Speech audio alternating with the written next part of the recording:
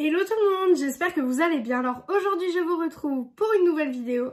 Je vous retrouve pour le crash test de la nouvelle palette de chez Too Faced. Donc la Better Than Chocolate. Voilà, donc cette nouvelle palette. Alors c'est une palette composée de 18 fards. Voilà. Ensuite, elle a été fabriquée où? J'ai toujours du mal à trouver. Hein. Elle a été fabriquée aux États-Unis et assemblée en République dominicaine. Et à l'intérieur, donc le grammage, nous avons... Ce n'est pas marqué. Je vais sortir la palette, mais je crois pas que c'est marqué. Si. Nous avons à l'intérieur 19,8 g de produit pour 18 fards, donc ce qui fait un peu plus de 1 g par phare. Pour le packaging, on est là-dessus. Donc on est sur le nom en relief. Franchement, je la trouve magnifique.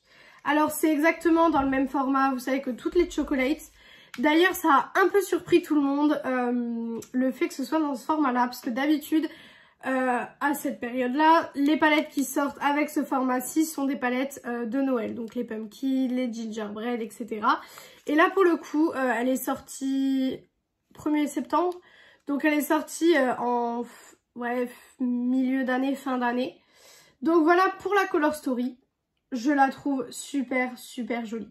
Alors avec Too Faced, il y a deux teams. Il y a soit une team qui trouve que toutes les palettes Too Faced se ressemblent et que c'est exactement la même chose à chaque fois.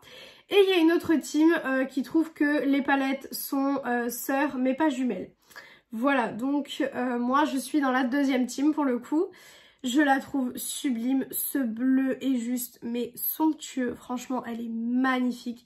Je trouve qu'elle ne ressemble pas aux autres palettes Too Faced pour le coup. Pour le coup je trouve qu'elle ne ressemble pas du tout aux autres palettes Too Faced. Il y a des colorés, j'allais dire, il y a des couleurs dedans. On a le bleu, le doré, on a un violet, on a un vert ici. Donc je trouve qu'ils ont pris un peu de risque, vraiment je mets des guillemets parce qu'ils ont pris vraiment un tout petit peu de risque. Mais voilà, moi j'aime beaucoup la palette. Dès que je l'ai vue, en fait, elle a été annoncée à la journée presse Sephora. Et dès que je l'ai vue, j'ai dit ok, c'est bon, je l'achète tout de suite. Elle a été annoncée le 9 juin, elle est sortie le 1er septembre. Voilà, donc autant vous dire que vous voyez la période. Ben, en fait, il y a eu tout l'été qui a eu le temps de passer avant que cette palette ne sorte. Donc concrètement, ça a été très long avant qu'elle ne sorte sur le site de Sephora. J'espère que la nouvelle Natasha Denona ne va pas mettre ce temps-là à sortir parce que sinon ça va être quelque chose. Bon, sur Sephora, à l'heure où je vous parle, à l'heure où moi je vous parle, on est mardi 6 septembre, je crois. Ouais, c'est ça. On est mardi 6 septembre à l'heure où je vous parle et on a déjà la palette pour le teint de la nouvelle collection de Natasha Denona qui est sur Sephora. J'aurais préféré que ce soit la palette pour les yeux sans vous mentir. Mais voilà, c'est déjà une bonne avancée. Donc, on va faire, je pense, un look neutre et on rajoutera en fait le bleu en coin interne parce que j'ai trop envie d'utiliser ce bleu. Donc, je me dis que je vais l'utiliser maintenant. Alors, je n'ai pas trop d'idées sur les fards à utiliser. Je vais déjà prendre un gros pinceau.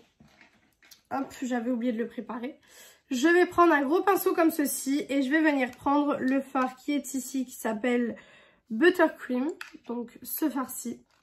Et je vais venir déjà matifier entre guillemets ma paupière. Pas de base à paupières, juste du correcteur et de la poudre. Pour la poudre, c'est la poudre de chez Action. Pour le coup, je l'utilise tous les jours. C'est une poudre qui est juste exceptionnelle. Si vous en avez encore dans les Actions près de chez vous, je vous conseille d'aller en chercher. Parce que c'est vraiment une poudre exceptionnelle. Si vous entendez du bruit, c'est normal, j'ai la fenêtre ouverte. Donc du coup, forcément, il y a des voitures qui passent. Hop, alors là c'est un beige, tout ce qui est plus classique, donc voilà. On va dire qu'en 2022, on est quand même capable de faire des beiges qui soient corrects, hein, j'ai envie de vous dire. Parce que si en 2022 les beiges ne sont encore pas corrects, c'est qu'il y a un souci quelque part. Ensuite, alors, nous allons venir du coup travailler le creux de paupière. Et donc je vais venir utiliser le fard... Cake My Day qui est juste ici, voilà. D'ailleurs, la palette sent super bon le chocolat. Franchement, c'est des trucs chez Too Faced que j'aime énormément, c'est les odeurs dans les palettes.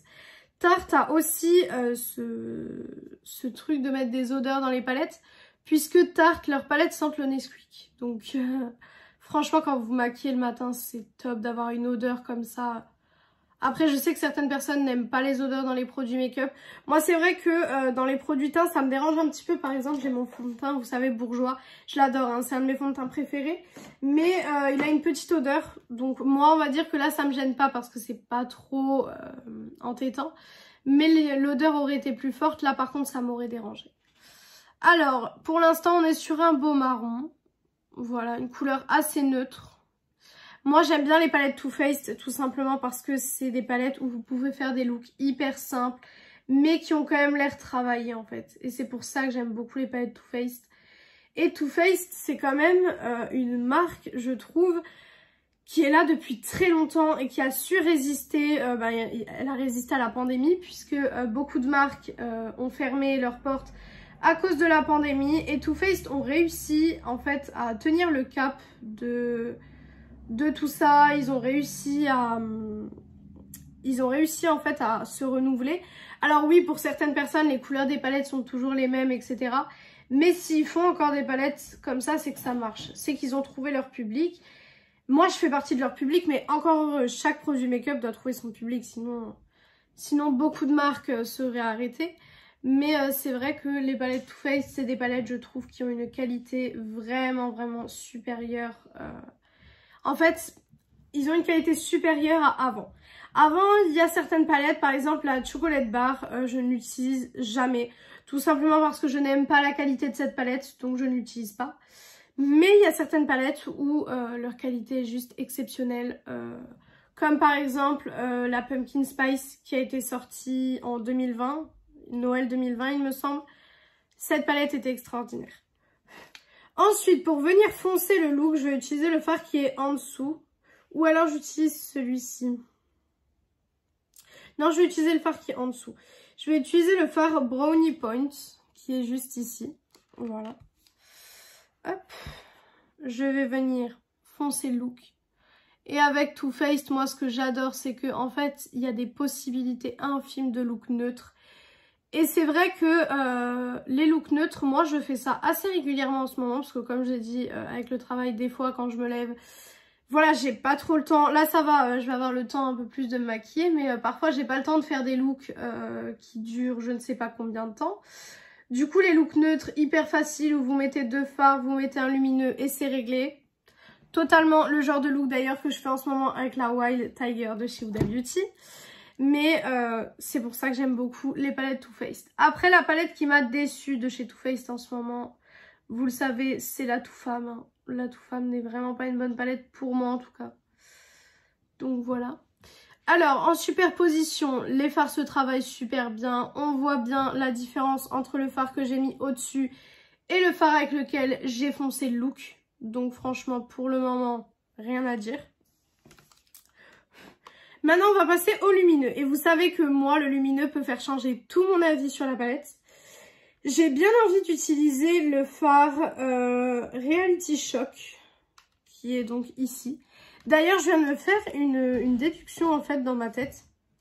Je ne sais pas si vous verrez à la caméra, mais en fait, il y a des noms ici, il y a des noms ici et il y a des noms ici. Alors que d'habitude, les noms vont jusque là. Donc, je ne sais pas pourquoi ils ont mis les noms en haut. Bon. Voilà, c'est une différence que je viens de remarquer. C'est peut-être certainement parce que Too Faced, je sais pas si vous le savez, mais ils ont changé de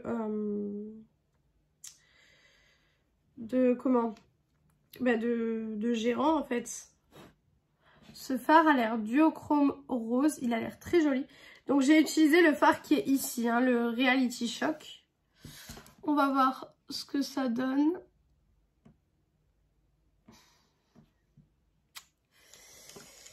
Alors, comment dire? C'est joli, mais c'est pas waouh. En fait, c'est joli, mais c'est pas le fard qui fait waouh, tout simplement. Ça, c'est un problème que j'ai beaucoup avec les lumineux Too Faced, c'est qu'on n'est pas du tout sur les mêmes lumineux que Beauty Bay. Là, on est plus sur des lumineux pour des looks vraiment, vraiment hyper passe-partout. On va pas être sur des lumineux comme Beauty Bay où on va vous voir de la galaxie, on est d'accord. Mais bon, voilà. C'est quand même beau et on voit quand même le duochrome. On voit quand même, je sais pas si vous le verrez à la caméra, mais on voit quand même le duochrome. Donc pour le coup, c'est déjà une bonne chose. Je vais revenir prendre mon pinceau et je vais venir du coup réutiliser le fard Cake My Day qui est ici. Et je vais venir le mettre tout simplement en ras de cils. Hop, voilà. Je vais venir le mettre en ras de cils. J'espère que le fard bleu va être joli et va vraiment donner un impact. Parce que clairement c'est un peu ce que je cherche. Hein. Je cherche un peu à avoir l'impact bleu. Parce que c'est le fard... Quand j'ai vu la palette, en tout cas, c'est le fard qui m'a le plus intriguée. Parce que c'est vrai que des bleus chez Too Faced, par exemple, Too Faced n'ont pas vraiment de palette super colorée. En tout cas, je suis en train de réfléchir, mais comme ça, ils n'ont pas de palette arc-en-ciel, je crois pas. Si je me trompe, n'hésitez pas à me le dire en commentaire. Mais je suis en train de regarder un peu ce que j'ai et je crois pas qu'ils ont de palette totalement arc-en-ciel, comme par exemple, je sais pas moi, Beauty Bay ou je sais pas, ou d'autres marques, hein, ou comme Anastasia Beverly Hills avec la Riviera par exemple. Voilà pour le ras de cils et du coup maintenant on va venir tester le bleu, donc tester ce que j'attends depuis le début de la vidéo. Donc le bleu s'appelle Bless Your Tarte qui est ici et c'est parti. On va essayer ça, on va déjà le prendre au pinceau, on va voir s'il se prélève. Bof. J'ai pris un pinceau plat parce que c'est le pinceau avec lequel j'arrive à prélever le plus de fard. Ouais. Je vais essayer avec un autre pinceau, un pinceau biseauté. Et je vais essayer peut-être de prélever avec ça. Ça ne prélève rien. Et je peux pas le mettre au doigt, pas à cet endroit-là en fait. Alors... ça ne prélève rien. Je vais voir si j'ai pas potentiellement un autre pinceau qui prélèverait peut-être un peu mieux les fards. Je vais essayer avec d'autres pinceaux, hein, c'est pas grave. Là, je vais essayer avec un autre pinceau. Mais du coup, je serais un peu déçue. Ah, celui-là a l'air de mieux prendre. Ouais, il me prend un peu mieux, mais c'est toujours pas ça. C'est toujours pas ça. Alors. Je veux pas que ce soit trop marqué non plus, tout simplement parce que j'ai pas envie d'avoir l'effet coca. Hein. Qu'on soit d'accord. Alors, je vais faire pareil de l'autre côté. Bon, clairement, je pense qu'il faut les pinceaux en silicone pour ce genre de fard.